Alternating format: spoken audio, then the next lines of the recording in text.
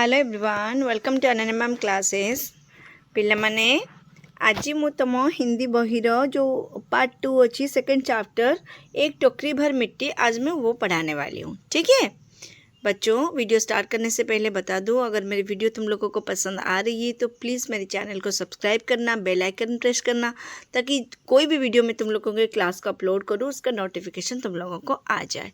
Okay, और video अच्छा लगे तो वीडियो को लाइक करना, अपने दोस्तों के साथ शेयर करना और कमेंट भी करना कि कैसा लग रहा है। हम हिंदी में भी समझेंगे, उड़िया में भी बहुत अच्छी तरीके से पूरा डिटेलिंग में मैं उड़िया में बहुत अच्छे से समझा दूँगी। ओके, बुझिल पिला माने? वो वीडियोटी को लाइक करिबो, कमेंट करिबो और सांग मानक सहित शेयर करिबो। नुआ करी चैनल ले आस्थिले चैनल को सब्सक्राइब करिया को बिल्कुल भूलिबोनी। आ तम क्लास रो ओडिया, हिंदी, इतिहास, भूगोल, इंग्लिश से सब जाक सब्जेक्ट मु अपलोड करिबी। एबे ओडिया आ हिंदी चलीची, तापरे अन्य गुडा भी करिबी। तेनको तुम मो चैनल को सब्सक्राइब कर रखिथिले तुमको बहुत सारा फायदा हबो। ठीक अछि, देख एबे आमे चैप्टर भीतर को जिबा। चलो, एक टोकरी भर मिट्टी। टोकरी माने कौन करे पिले? टोकेई, झुड़ी हैला। गोटे झुड़ी भर मिट्टी माने माटी है ना। देखो, वृद्धा से बहुतेरा कहा कि अपनी झोंपड़ी हटा ले, पर वो तो कई जमाने से वहीं बसी थी। वो वृद्धा से वो बहुतेरा मतलब कई बार, बहुतेरा मतलब कई बार वो कह चुका है, कई बार वो कह रहा है कि वो बहुत बार वो कह चुका है, बहुत थोड़ा से कहलानी कि तमें कौन करो ना, ए बुढ़ी तू तोर झोंपड़ी को एठू हटी दे है ना। पर वो तो कई जमाने से वहीं बसी थी, किंतु सी तो बहुत दिनरू, बहुत जमानारू, बहुत दिन काल पूर्वरू सेठारे बसवास करुथिला बा सेठी से तार घर तैयारी करके रहिथिला। बुझेला पिले? उसका प्रिय पति और एकलता पुत्र भी उसी झोंपड़ी में मर गया था। एवं तार कौन, तार आउरी दुख कौन ना, तार माने तार प्रिय स्वामी एवं तार गोटे मात्र बोली पुओ से कौन होते से घरे तांकर मृत्युवरण होइछि, से घरे से मृत्युवरण करिछंती। बुझिला? पतऊ भी एक 5 वर्ष की कन्या को छोड़कर चल बसी। पतऊ मतलब पुत्रवधू, पुत्रवधू ठीक है, माने बहु तार जी बहु सी मध्य कौन करिछि ना, गोटे 5 वर्षर झील को छाड़ी, माने बुढ़ी पाखे गोटे 5 वर्षर झील अच्छी, से झील को छाड़ी वो भी चल बसी, माने तार मध्य मृत्यु हो जाए। बुझीला पिले? एति बाटा बुझीपार जे गोटे जमीदार लोक थिले, से जमीदार लोक पाखरे गोटे कौन कुड़िया घरे गोटे बुढ़ीटे रोला। से जमीदार लोकटी चाहिला कौन ना, मु मोर परिसर को आउरी बढ़ेकी से कुड़िया घर को भांगिकी मोर आउरी सियाड़े घर द्वार करी बाउंड फंड बुले आउरी चौड़ा करेबी। बुझीला? तो सी आसिक बारंबार से वृद्धा को कहला, कि से वृद्ध जनक बहु वर्षरू सेठी ता स्वामी छुआ को लेकिन रोला। से घरे मध्य ता स्वामी आ तार एकमात्र पुओ रो मृत्यु मध्य होइछि। केवल ता स्वामी पुओ नुह, ता बहु मध्य तार 5 वर्षर झील को छाड़ी सेठारे से मृत्युवरण करिछि। तेणुकर केते दुख जीवन, दुख जंत्रणा भितरे से निजर कालातीपात करिछि। एबे तार दुनिया रे तार निजर सहारा बोली केही नाही, सी ओल्टी से 5 वर्ष झीवर सहारा। तेणुकर ये घर भांगी गले सी बा जीव कुआड़े, एते छोट छुआ को नहीं सी कौन करिवो नुहे कि? तो सी मध्य एथिरे से माने भांगी पड़ुछि जे ये जो माने जबरदस्ती ता सहित करूछंती, सेथिरे से पूर्ण भाव में मर्माहत हेउअछि। बुझेला? अब यही उसकी पोती इस वृद्धावस्था में एकमात्र आधार थी। अब यही उसकी पोती जो है, 5 साल की पोती, उसकी वृद्धावस्था का आधार मतलब जीवन आधार मतलब जीने का माध्यम है। तार जीवन बंचार ना सी भी केबेठू मरी सारंतानी, हुए तो आत्महत्या करी किछि भी, किंतु ये छोट छुआटार कौन हम? तो यह भाविकी कौन है, यह भाविकी कौन करछि ना, अब यही उसकी पोती इस वृद्धावस्था में एकमात्र आधार थी है। तार ये जो जीने की सहारा जो है, जीने की वजह जो है वो उसकी पोती थी। जब उसे अपनी पूर्व स्थिति की याद आ जाती तो मारे दुख वो फूट फूट कर रोने लगती। और जब से अपने श्रीमान पड़ोसी की इच्छा का हाल सुना, तब से वो मृत प्राय हो गई है। जे जेबे भी तार पुराना स्थिति कथा मन पड़ुची, जेबे भी से मन पकाउची ता सुखद परिवार केमती भांगी रुजी छिन्न विच्छिन्न हो गला, तो सी कौन फुट फुट करी माने कई कई हो फुट फुट कर मतलब कई कई हो कांदिबा को लागुची। आ एबे जो नुआ समस्या ता जीवन में उपजिची, ये जो श्रीमान पड़ोसी तार सी जिते माने एभलिया ये ताको जतैचंदी, ताको फोर्स करचंदी, ताको परेशान करचंदी, तो सी एकदम मृत्यु प्राय माने बंची थाउ थाउ मरिबा संगे समान भली अवस्था तार ହେଇ ଯାଇଛି ହେଲା ଯେ ମୁଁ ମୋ ଘର ଦ୍ୱାରା ଛାଡ଼ି ମୋର ଛୋଟ ନାତୁଣୀଟେ ଛାଡ଼ିକି ମୁଁ କୁଆଡ଼େ ଯିବି, ଇଏ ମୋ ପଛରେ ପଡ଼ିଛନ୍ତି, ଏ କଥା ଭାବି ଭାବି ସେ ଏକଦମ ମୃତପ୍ରାୟ ହେଇଗଲାଣି, ମାନେ ମରିବା ସାଙ୍ଗେ ସମାନ। ବୁଝିହେଲା। ତାପରେ କ'ଣ ହେଲା ପିଲେ ଦେଖ, उस झोंपड़ी में उसका ऐसा कुछ मन लग गया था कि बिना मरे वहाँ से वो निकलना ही नहीं चाहती थी। से घर सहित तार यादे अच्छी, तार पुअर स्वामीर तार गोटे सुखद परिवार थिला, तार यादे अच्छी, तुमको से घर सहित एते लगाव तार हो जाइए जे सी चाहे जे मो सब ही एटू बाहर की जाऊ, मो बिना मरारे मो मृत्यु पूर्वर ए घर मु छाड़ा को से चाहे ना जे मो मृत्यु पूर्वर ए घर को मु छाड़ी जाए, मु मले मो सब ही ए घर जाऊ बोली से चाहे। श्रीमान के सब प्रयत्न निष्फल हुए, तब वे अपनी जमींदारी चाल चलने लगे। जो श्रीमान जनक जो जमींदार थिले से जिते चेष्टा कले भी बुढ़ी को सेठी बाहर करि पारिले नाही, किंतु से तो बड़ लोग हैला, तांको पाखे तो आउरी अन्य रास्ता अछि, तेणुकरी से निजर जमींदारी चाल चलेबा को चेष्टा कले। बाल की खाल निकालने वाले वकील को का थैला गरम कर उन्होंने अदालत से उस झोंपड़ी पर अपना कब्जा कर लिया और वृद्धा को वहाँ से निकाल दिया। से कौन कहले ना, बाल की खाल निकालने वाले जो वकील होते, माने जो वकील माने वकील माने कौन करती, बाल की खाल निकाल माने सत मिछ को एपट सेपट करी कही बा चंचकता फंचकता करी करुथिबा जो वकील माने अछती, तांकर थैला को गरम करी, माने तांको रिश्वत दे, तांको बहुत पैसा दे, तांको लांच दे, तांको थैला तांको पॉकेट को गरम करी कि उन्होंने क्या किया ना, अदालत से उस झोपड़ी को अपना कब्जा कर लिया। अदालत रू से झोपड़ी उपरे कब्जा करने को अदालत रू कौन नहीं आइले ना, चिठी ने माने अदालत तक परमिशन दे देला, से झोपड़ी भांगी से निजर महल सेठी करि पारिबे और वृद्धा को वहाँ से निकाल दिया। एवं से जो बूढ़ी लोक थिले जनक तांको कौन कला ना, सेठीरू बाहर करी देला। बिचारी अनाथ तो थी, पास पड़ोस में वहीं कहीं जाकर रहने लगी। बिचारी अनाथ तो थी, सी तो अनाथ थिला, तार तो स्वामी पुओ तार कि निजर कई सहारा नाती, उल्टी सी गोटे छोट छुआर सहारा। तेणुक सी जो आस पड़ोस जो मैंने थिले से माने कौन कले, से बुढ़ीटा बोली कुआड़े जीव, तो भाविकी ताकू सहारा देले, सी जाइकी सेठी रहिबाकू लागिला आस पड़ोस रे, पाख पड़िशा किए ताकू सहारा देले।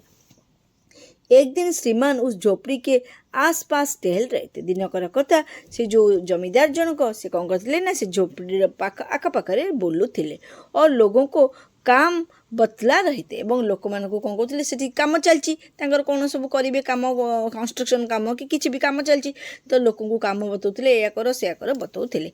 इतने में वो वृद्धा हाथ में एक टोकरी लेकर वहाँ पहुँची। एति समय से वृद्धा जनक कौन कले ना, हाथ में गोटे टोकरी माने टोकेई जोटा झोड़ी जोटा धरिकी आसिक सेठारे पहुँचले। श्रीमान ने उसको देखते ही अपने नौकरों से कहा कि उसे यहाँ से हटा दो हैला। श्रीमान से जो जमींदार जनक जो देखिले, देखू देखू कौन कले ना, कहले नौकर मैंने जो मैंने काम करते कहले, अरे अरे ए बुढ़ी कड़े आसलानी, या हटाओ एठू, बुझेला। पर वो गिड़गिड़ा कर बोली, से किंतु बहुत ही माने विकल कंठरे गिड़गिड़ा कर मतलब माने कौन अति विकल शब्द रे विकल कंठरे से कहला, महाराज अब तो झोंपड़ी तुम्हारी हो गई है। कहते हे महाराज एबे तो झोंपड़ी मोर नहीं ना, वो झोंपड़ी तो एबे तुम्हारा, मैं उसे लेने नहीं आई हूँ, मुझे ताको नब्बा को आसीनी। महाराज क्षमा करे तो यह विनती है ना, जदि क्षमा करे मत क्षमा करेंगे, मोर आपण पाखे गोटे विनती बा विनती माने अनुरोध अच्छी। जमींदार साहब के सिर हिलाने पर उसने कहा, जमींदार साहब से सिर हिले की सम्मति देले, कहले अच्छा ठीक अच्छी, कौन कहबार अच्छी कह जल्दी है ना। जब इससे यह झोंपड़ी छुटी है तब से मेरी पोती ने खाना पीना छोड़ दिया है। से कहले जेबेठारू मोर ये झोंपड़ी माने आमर पलैची, आम घर आमठू पलैची, मो जो नातुणी जी से खाइबा पीबा छाड़ी देलानी।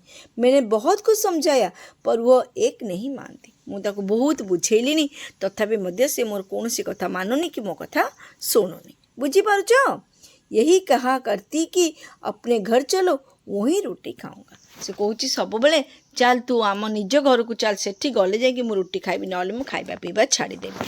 अब मैंने यह सोचा कि इस झोंपड़ी से मैं एक टोकरी भर मिट्टी लेकर उसका चूल्हा बनाकर रोटी पकाऊंगी। सेठू मु चिंता कली जे मु तो घर को ताको फेरे नहीं पारिबिनी किंतु ए घरो मो टोकिए माने गोटे झुड़िए माटी नहीं से माटी रे मु चूल्हा तैयारी करिकी मो नातुणी को से चूल्हा रे खाइबा को देबी हुए तो किछि किछि जिंस से बुझी पारिबो और दाना गंडे पाटी को दब बुझिला।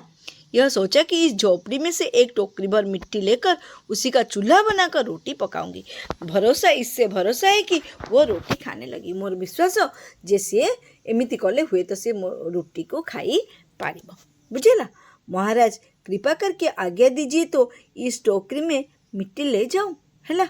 सेठू से कहले महाराज दयाकोरी आपण कौन मत टिके आज्ञा देबे जे मु टोकिए माटी एठू नहीं जाई पारिबी। श्रीमान ने आज्ञा दे दी। श्रीमान सेठू कौन कले आज्ञा देले हो ठीक अच्छे तुम्हें जाओ टोके माटी नहीं की जाओ। वृद्धा झोंपड़ी के भीतर गई। वहाँ जाते ही उसे पुरानी बातों का स्मरण हुआ। वृद्धा जिते निज घर भीतर को गला देखिला से घर को भंगा रुजा सब चली है देखिकी ता मन माने जंत्रणा से छटपट होला एवं तार पुराना दिन पुराना स्मृति सब मन पड़गला और उसकी आँखों से आंसू की धारा बहने लगी एवं ता आखिर अश्रुर धारा बहिबा को लागिला। ओके अपने आंतरिक दुख को किसी तरह संभाल कर उसने अपनी टोकरी मिट्टी से भरली। निजर जो आंतरिक दुख जो जंत्रणा अच्छी से जंत्रणा को से निज को कंट्रोल करने को चेष्टा करी संभालिकी से कौन कला ना अपनी टोकरी में निज झुड़ी रे मिट्टी झुड़िए माटी भरी नेला और हाथ से उठाकर बाहर ले एवं हाथ रे उठे आनिकी बाहर को पड़े आसिला। ओके घर भीतर बाहर को आसिला। फिर हाथ जोड़कर श्रीमान से प्रार्थना करने लगी एवं हाथ जोड़िकी से जो श्रीमान थिले जमींदार थिले तांको प्रार्थना कला महाराज कृपा करके इस टोकरी को जरा हाथ लगाइए जिससे कि मैं उसे अपने सिर पर धर लूँ। कहले कि टिके उठे देबे श्रीमान महाशय टिके मोर ए झोड़ीटा टिके उठे देबे मो मुंड को टिके टेकी देबे टिके हाथ लगे देबे है। महाराज कृपा करके इस टोकरी को जरा हाथ लगाइए जिससे कि मैं उसे अपने सिर पर धर लूँ। जमींदार साहब पहले तो बहुत नाराज हुए। प्रथम हृदय कहले जा कहीं मो मुंड खराब कर फालतू कथबार्ता कर मुझे पारिबिनी नाराज हुए। पर जब वो बार बार हाथ जोड़ने लगी और पैरों पर गिरने लगी तो उनके भी मन में कुछ दया आ गई है। जो बारंबार से रिक्वेस्ट कला गोड़ हाथ तले पड़ा टिके मते उठे दियो टिके मते उठे दिंतु मो ये को गोड़ हाथ तले पई कहला तांको मन रे भी दया टिके आसीगला। किसी नौकर से न कहकर आप ही स्वयं टोकरी उठाने को आगे बढ़ी। निजे निजे क्या चाकर वाकर क्या डाकिले नहीं निजे से टोकरीटा को बुढ़ी मुंड को उठेवा को चेष्टा कले। ज्यों ही टोकरी को हाथ लगाकर ऊपर उठाने लगे त्यों ही देखा कि यह काम उनकी शक्ति के बाहर है। ज्यों माने जैसे ही जेमिति से टोकरीटा को माने झुड़ीटा को हाथ लगे उठेवा को चेष्टा कले त्यों ही माने सेमिति तांको अनुभव है जे ये मुट्ठी जो टोकरी भर मिट्टी को उठाने की क्षमता उनके अंदर नहीं है। तांका भीतर से काबिलियत नहीं जे ये गोटे टोकरी माटी को से उठे दे पारिबे से शक्ति तांका भीतर नथिला। फिर तो उन्होंने अपनी सब ताकत लगाकर टोकरी उठाना चाहा पर जिस स्थान पर टोकरी रखी थी वहाँ से एक हाथ भी ऊंची न हुई है। तापरे निजर जी जान लगे कि जिते एफर्ट्स थिला सबू लगे कि से कौन कले टोकरी को उठेवा को चेष्टा कले किंतु गोटिया हाथ भी माने कौन टोकरीटा जोटी थिला झोड़ीटा जोटी थिला सेठू से उठे पारिले नहीं। वह लज्जित होकर कहने लगी नहीं यह टोकरी हमसे न उठाई जाएगी। सेठू लज्जित है कि से कहले जे ये टोकरी मो द्वारा उठिबा संभव नुहे बा मु आको उठे पारिबी नहीं बुझेला। तापरे कौन है देख पिले एत बड़ पर्यटन बुझिपार ना बुझिपारनी से माने गोटे भी टोकरी माटी को से उठे पारे नहीं। यह सुनकर वृद्धा ने कहा महाराज नाराज न हो आपसे तो एक टोकरी भर मिट्टी उठाई नहीं जाती। इस झोंपड़ी में तो हजारों टोकरियाँ मिट्टी हैं। पहले सेठू बुढ़ी जनक कहला महाराज नाराज मत महाराज आपण माने कौन नाराज हुंतुनी आपसे तो मु गोटे कथा कहबी आप खराब भावेनि से अर्थ से कहला जे आपण द्वारा तो गोटे मात्र टोकरी माने झुड़ी माटी आपण द्वारा उठे होनी ए घरे तो हजार हजार टोकरी मिट्टी अच्छी उसका भार आप जन भर कैसे उठा सकेंगी। जीवन भरी आपण ये जो हजार हजार टोकीर भार को केमिति उठेबे। आप ही इस बात पर विचार कीजिए। आपण ये कथा पर विचार करंतु जे जितेबले गोटे टोकरी माटी आपण उठेई पारुनाहांती ये बोझ आपण केमिति बोइबे। एठी बोझ केवल माटी रे नुहे पिला माने साइकोलॉजिकली जिनिस को बुझ जे जेतेबले तमे गोटे माटी गोटे टोकरी माटी गोटे झुड़ी माटी उठेबा को सक्षम नुह हेले ए घरे तो हजार हजार टोकरी माटी उठिची तो जन्म जन्म भरी सतर्क माटी सी उठौतिले कि एटा गोटे मोराल प्रेशर तांको से बुढ़ी देले जे तमे जेतेबले गोटे माटी उठेबा को सक्षम नुह ए घरे थिबा हजार हजार टोकरी माटी को जीवन भर कौन आपण उठे पारे ताने जो जंत्रणा आपण मते देले से जंत्रणार बोझ कौन आप जीवन भर बही पारे केबे भी हैला। ए कथा पर टिके चिंता करेंगे बोली से कहला। सतुक सत कौन टोकरी माटी राजा जमीदार उठाउतिला से तो लेबर उठाउतिले कि नहीं किंतु से गोटे ताकू साटरिकली माने हास्यास्पद ढंग से कमेंट करी कहले जे जितेबाला तुम गोटे माटी टोकरी उठेबार दक्षता नहीं आ तुम एठिकार हजार हजार माटी टोकरी तुम मोर जो स्वप्न को भांगिल तार माने तार बोझ कौन तुम जीवन सारा बही पार बुझीगला। जमीदार साहब धन मद से गर्वित ताको जो धन संपत्ति रे गर्वित अपना कर्तव्य भूल गए थे। जमीदार निजर धनर अहंकार रे माने डूबी रही निजर कौन कर्तव्य गोटे जमीदार कौन कर्तव्य से लोकंकर मंगल करिबा तांको अंचल रे रहितबा गरीब श्रेणी लोकंकर हित कामना करिबा तांकर मंगल करिबा तांकर सुविधा असुविधा रे तांको पाखरे ठिया हबा ए सब कर्तव्य से निज पदवीर और पैसार अहंकार रे भूली जाइतिले। पर वृद्धा के उपयुक्त वचन सुनते ही उनके आंखें खुल गई। जब वृद्धांकर ये जो उपयुक्त कथा शुणिकी आखि खोलीगला सी निजर भूल को बुझीपारे से बुझीपारे जे मुझे केते बड़ अन्याय करुच्ची जहाँ रक्षणाबेक्षण दायित्व मते दि जाइए मुझे को लुंठित करुच्ची से शोषण करुच्ची तो आठू बड़ अन्याय पाप आ किसी ही न पारे है। कृतकर्म का पश्चाताप कर उन्होंने वृद्धा से क्षमा मांगी और उनकी झोंपड़ी वापस दे दी है। ताको निज कृतकर्म जो कला कृतकर्म माने कला कर्मर से पश्चाताप कले अनुताप कले जे मु केते बड़ भूल करबा को जाउतिली एवं जाइकी से वृद्धा को क्षमा मागिले एवं कौन तांको झोंपड़ी तांको फेरई देले है। माधव राव सप्रे इनके कवि है। कवि का परिचय भी थोड़ा देख लेते हैं हम लोग बच्चों। कवि परिचय देख लेते हैं कि हिंदी के प्रारंभिक कहानियों में एक टोकरी भर मिट्टी का भी उल्लेख आता है। जो हिंदी प्रारंभिक कहानी सब शुरू होता से बेठू एक टोकरी भर मिट्टी का भी उल्लेख है। इसके लेखक माधव राय सप्रे हैं। ऐसा माना जाता है कि ये लोकमान्य बाल गंगाधर तिलक की प्रेरणा से हिंदी में आए थे है। एक कथा जना जाए जो लोकमान्य बाल गंगाधर तिलकर प्रेरणा से हिंदी काव्य कविता रचना करी।